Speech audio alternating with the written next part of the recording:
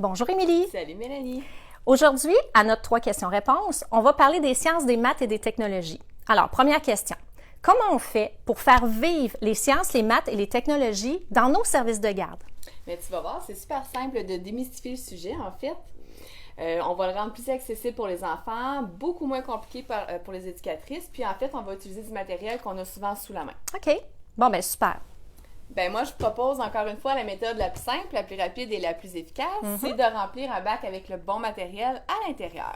Donc, faire un bac Oui, de sciences, maths et techno comme on avait fait avec le bac de bricolage. c'est ça. Super. Ici, on a des objets en lien avec les mathématiques. Donc, je vais mettre quelques objets à l'intérieur. On va y aller avec la calculatrice, le ruban à mesurer, Oui.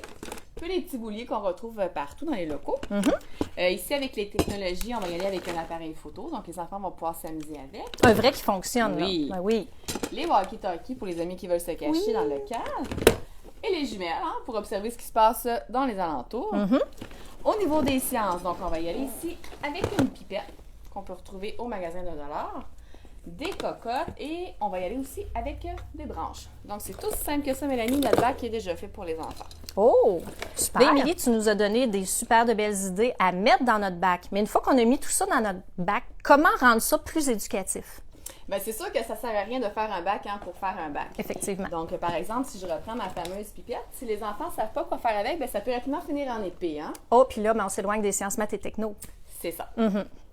Il faut s'assurer d'accompagner les enfants. Donc, ça veut dire de les questionner, à savoir à quoi servent les objets, Oui. les écouter, les apporter vers les bonnes réponses, en fait. Il faut s'assurer aussi de l'intérêt des enfants, donc il faut renouveler notre matériel. Pourquoi pas aussi solliciter les enfants pour remplir le bac, hein? On peut aller tout simplement faire Oui. une balade dans le quartier. Donc, les enfants peuvent ramasser des branches, des cailloux, des cocottes, des feuilles, les mettre à l'intérieur, comme ça, ils participent comme nous. Oui, c'est vrai. C'est tout simple. Oui. Troisième question maintenant, Émilie. Pourquoi tu penses que les sciences, les maths et les technos sont pas autant exploitées qu'elles devraient l'être en service de garde? Ben moi, j'aurais tendance à dire, parce qu'on se met la barre vraiment trop haute, on a tendance à associer les sciences avec des gros projets. Donc, ça implique de la recherche, de la préparation, de l'achat de matériel spécifique, puis souvent, ça vient avec des dégâts. Hein. Ah, des dégâts! Oui, ça me fait penser à la pâte à dents d'éléphant, la slim, le volcan, la glu. Puis je vais t'avouer que ça marche même pas tout le temps. Non, hein, c'est ces vrai. affaires-là, non. C'est vrai.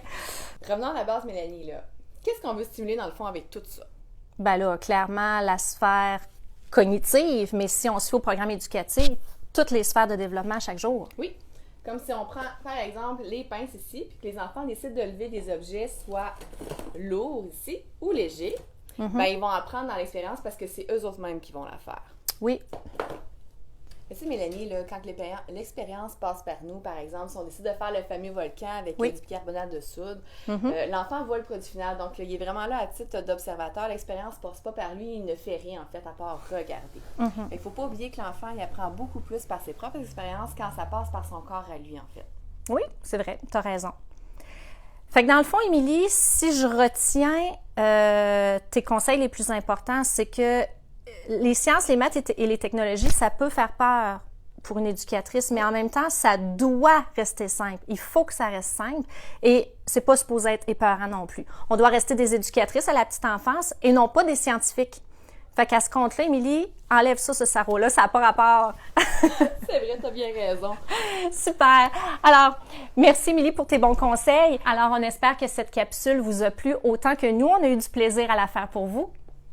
Si vous avez des suggestions ou des commentaires sur nos prochaines 3 questions-réponses, n'hésitez pas à nous écrire à info@ciblepetiteenfance.com. Ou bien sur Messenger via notre page Facebook.